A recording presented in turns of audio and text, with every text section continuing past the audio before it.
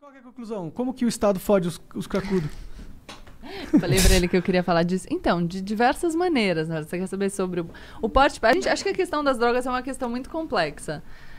Vou falar disso aí, da gente para de falar de assunto cabeçudo. Daqui a pouco o povo vai desligar. Falar, porra, papo chato dessa mulher. Não, o pessoal já reclama que eu falo de maconha. Todo programa eu enfio maconha. Não, mas acho que quando a gente pensa em política de drogas, a gente tem que pensar o seguinte.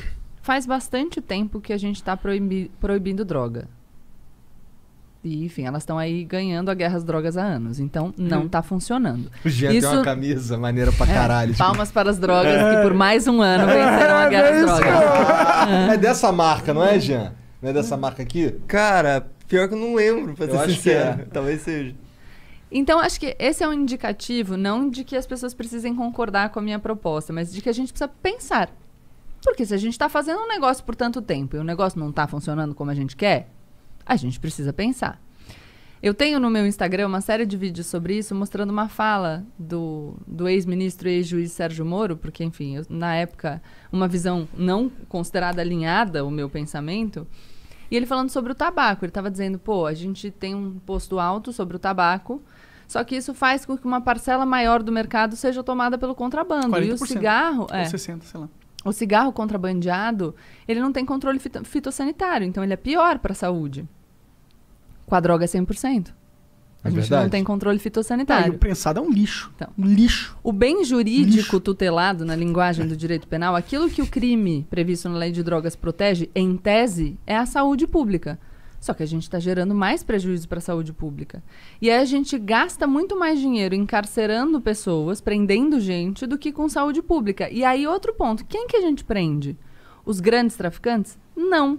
Porque eu queria trazer um livro, aliás, eu não achei em casa, o Sentenciando o Tráfico, do juiz Marcelo Semer, e ele vai mostrar que uma pequena parte das prisões é decorrente de investigação. O resto é policial militar na rua, prisão em flagrante. Você pega um cara jovem, primário, coloca na cadeia, cumprindo pena, e aí, enfim, ele acaba integrando uma das facções criminosas. Aqui tem o livro A Guerra, do Bruno Paes Manso, A Ascensão do PCC, fala um pouco disso. E você perde essa pessoa. Então, você, achando que você está combatendo violência, você acaba produzindo mais violência. É um contrassenso à política. Você dá material humano pro tráfico, exatamente. Né? Porque o cara vai pra cadeia, já tem a ficha suja. Então, a questão é, a gente precisa pensar. Outra coisa, tempo de polícia. O uso de drogas segue sendo crime. Tá? Ele não é punido com pena de prisão, mas... Já fui algemado, já fui pra cadeia. E você tem que assinar o termo circunstanciado, né? O Igor foi lá na DENARC comigo, porque a gente, né... Pior que e estamos sendo investigados pelo DENARC. Estão sendo investigados? Por quê? Porque a gente fuma tabaco orgânico. Dele. Mas aí você percebe? E, então, todo um dinheiro, gasto público, né? Direcionado para isso... É incentivo, talvez. Gasto público direcionado para isso, enquanto a gente não consegue punir nem 10% dos homicídios no Brasil. Bom, não tem uma estatística que 40% das pessoas que estão presas não foram julgadas ainda? Muitas das pessoas... Não é meio absurdo isso? Pra mim parece um absurdo, crime contra a humanidade isso aí. É um absurdo isso, mas aí a gente tá falando de uma outra questão. Claro. Que tem a ver com lei de drogas também, porque a maioria dos presos em flagrante permanece preso, então tá preso cautelarmente até o final do processo. Mas se a gente pensar em total de população carcerária, você vai ter mais de 40% de presos por crimes relacionados a drogas. Você tem na população carcerária feminina 60%. E, de novo, não é o grande traficante. Então, é uma peça substituível. Sim. O que eu tô falando é, nós estamos gastando dinheiro, a gente está gastando tempo de polícia e não está produzindo resultados. Então, a única coisa que eu enfim, defendo é que a gente pense com racionalidade.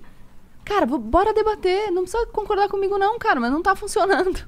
Só que sem medo, não adianta a gente debater, tipo, não posso falar sobre esse assunto, porque a gente não sai do lugar. Bom, a gente conversando com o Eduardo Bolsonaro sobre essas paradas aí, ele disse que a principal razão pra ele ser... Não sei se era a principal razão, mas uma das razões pra ele ser contra, tipo, legalização ou descriminalização era que ia botar na rua um monte de gente, porque o cara não pode ficar preso por conta dessa parada de um crime que nem existe mais. Abolicio crimes. E aí ele falou também que... Mas aí a questão é...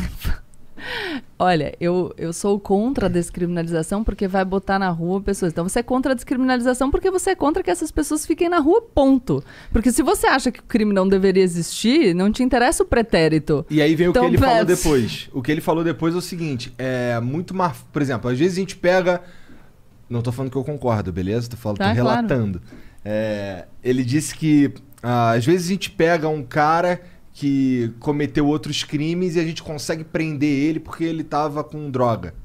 E aí a gente consegue botar ele na cadeia. Então, às Caralho, vezes... mas... Não, desculpa, o cara tá falando, o Estado é ineficiente e não consegue fazer o que a gente tem que fazer, então a gente precisa dar um jeitinho, e um jeitinho que a gente... Cara, pô, mas aí, desculpa, gente.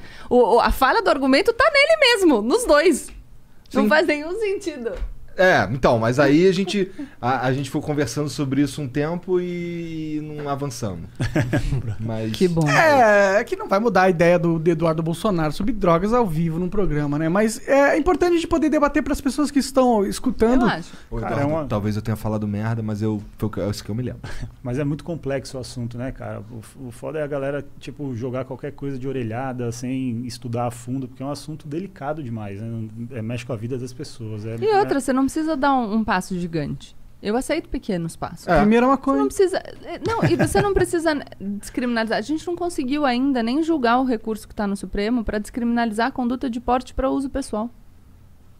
Então tem muito a percorrer. Pode e aí, crer. se a gente estiver falando de mercado de cannabis agora, um mercado que se apresenta como muito promissor. Vocês estavam falando de investimento em poupança. A gente está falando dessa corrida, o green, né? Que é a corrida por esse tipo de mercado. E a gente vai ficar para trás de novo. E o Brasil é um lugar excelente pra produzir esse tipo de Pô, coisa. aqui tem sol pra caralho, né? Eu nem, assim, Eu nem conheço tantos dados de, enfim, como muito seria a sol. produção aqui. Mas de qualquer maneira... Não, a gente tem muito chão e essa porra nasce em qualquer lugar. É assim, eu nem fumo maconha. Mas eu acho uma burrice fodida várias coisas, sabe? Esse lance aí do... Primeiro que assim, todo esse lance de proibir maconha tem a ver com encarcerar os caras mesmo, né? Não tem muito a ver com... trouxe aqui o livro do Henrique Carneiro, Drogas, a História do Proibicionismo. Posso indicar um podcast? Claro. Tem um podcast dele na Ilustríssima, uma conversa. Ilustríssima da Folha de São Paulo, bem legal. Ele explica as origens do proibicionismo e por que era uma lei direcionada para uma tentativa de criminalizar grupos. E aí a substância foi o meio que eles encontraram. Total. Sim. Então é um livro... Não, pra mim essa discussão é uma discussão que devia ser um DAN. Pelo simples... quem? Um DAN, uma obviedade, uma conclusão óbvia de se chegar... Pelo primeiro... Toda vez ele mete... Não, mas eu acho bom o Dan, que eu pensei que poderia ser um vocabulário de game. Não, pelo próprio argumento que você trouxe. Tipo, o consumo de drogas nunca esteve tão difuso. Difundido, é. Então... E aí? É óbvio que não tá dando certo. Se o objetivo da guerra contra as drogas era inibir o consumo... Errou! E aí? A partir do momento que a gente tem essa constatação óbvia, não devia ser devia ser tipo... Vamos repensar. Né? Cara, tinha mas que a ser questão é que vira tem vários debates interditados, né? Sobre os quais a gente não consegue falar. E é isso. E aí a gente fica empacado, porque se a gente não conseguir falar, a gente vai permanecer empacado. É verdade. E, porra, tu que é DJ lá, deve ver os amigos diretão, né? Curtindo uma paradinha. Bastante, cara. Enfim, na então, noite... não parece estar muito proibido ali, né? Com todo respeito aí os amigos que curtem. A parada é essa, que a gente acabou de falar aqui. A proibição é uma proibição meio que para inglês ver, né? As drogas são proibidas, mas qualquer pessoa sei lá, no WhatsApp ou qualquer coisa, um segundo o cara arruma o que ele quiser. Então, é uma proibição que não funciona. Na real, é minha simbólico, leitura. e aí se você pensar quem é que sofre com essa proibição, você vai entender por que ela existe. É verdade. E o que é eu acho simbólico em determinados lugares. Em outros lugares é bem concreto. O que eu Se acho tiver a cor errada, não é tão simbólico, Exato. né? O que eu acho dependendo que da cor da pele é concreto, dependendo é Da simbólico. bairro, onde se tiver a roupa que você tá vestindo. E